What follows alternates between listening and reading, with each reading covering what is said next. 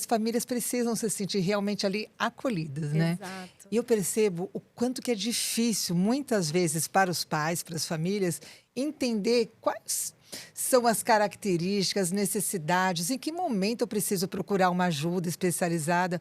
Muitas vezes, o pai é o primeiro filho, primeira viagem, e ele, às vezes, ele não tem referência. E aí ele começa a ver, ele leva na escola, ou vai brincar ali no parquinho, o filho dele tem um desenvolvimento que ele acha um pouquinho diferente, aquela pulguinha vai colocando ali atrás da orelha, né? De como que eu... Será que meu filho é normal? Entre aspas, né? Normal? Sim, Será que ele precisa de alguma ajuda? Porque existem muitas questões que não são tão visíveis e não são tão claras. sim, Demora muito, né? Para serem percebidas. Que perfeito, momento que os pais, as famílias precisam pedir ajuda de um especialista? perfeito. Eu costumo dizer o seguinte, Rose, nasce uma família, né? Nasce um bebê, nasce uma família que precisa minimamente buscar esse entendimento em parentalidade. Né? Tem toda a questão do instinto, que é importante, e hoje se fala muito sobre isso. Só que não é só sobre como reagir, é buscar esse conhecimento. E a pessoa principal, né? O profissional principal que orienta essa família, que precisa orientar essa família, é o pediatra.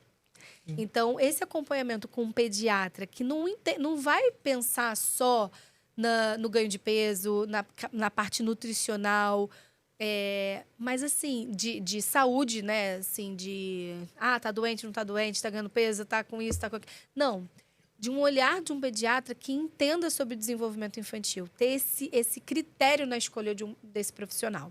Então, o primeiro ponto eu acho o seguinte: ter um bom pediatra, isso vai ajudar muito essa família, mas além disso, buscar conhecimento. Eu digo assim, a mãe, quando está grávida, ela começa a estudar tudo sobre parto. Ela sabe tudo sobre parto, parto normal, parto cesárea, ela estuda tudo isso. Aí depois ela, não, vou estudar um pouquinho de amamentação. Só que poucas vezes ela busca entender sobre o desenvolvimento, o que esperar em cada fase. Sabe, poxa, quando nasce, vamos botar o tummy time para botar a barriguinha para baixo. O que eu tenho que esperar? Como que eu tenho que estimular? Então, assim, muitas vezes até o parto, a mãe sabe Sabe tudo. tudo. Partiu dali, Ah. ela vai só no instinto. E o instinto, ele é muito importante, mas é importante também buscar esse conhecimento com pessoas que têm seriedade, né, em relação ao desenvolvimento infantil. Então, para mim, essa é a primeira parte. Um bom pediatra e buscar conhecimento. Independente se existe atraso ou não. Buscar conhecimento em amamentação, em interação, como que faz a disposição do quarto, como que eu posso estimular desde que sai da maternidade, na questão visual, na questão motora. Então, isso para mim é muito importante. E, a partir disso, o que a gente tem que observar? A criança, a primeira coisa é a conexão.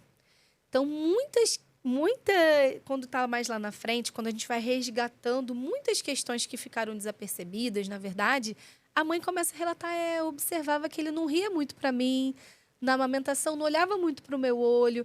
Então, são coisas que a gente consegue, desde muito cedo, observar essa questão da conexão, que a gente chama também, que vai se tornando a intenção comunicativa. Então, quando a criança é um bebê que chora demais ou não chora, é muito bonzinho, eu tenho pavor de ouvir assim, é muito bonzinho ou é estressado demais. Porque assim, o bebê não pode ser estressado demais, o bebê não pode ser bonzinho demais. Então, essas duas palavras, para mim, já são sinais de Sim. alerta. Então, e observar que a intenção comunicativa é um bebê que é muito irritado, é um bebê que dorme demais, é um bebê que tudo bem, tanto faz, que a gente já sabe que isso tem uma questão também de autorregulação. Não é só porque quando o bebê chora Sim. demais, ele chama mais atenção. Nossa, tem alguma coisa errada, é um bebê muito irritado. Mas quando o bebê também não chora Ele é nunca, ele bonzinho, é né? bonzinho, que É também tem uma questão tranquilo. de autorregulação.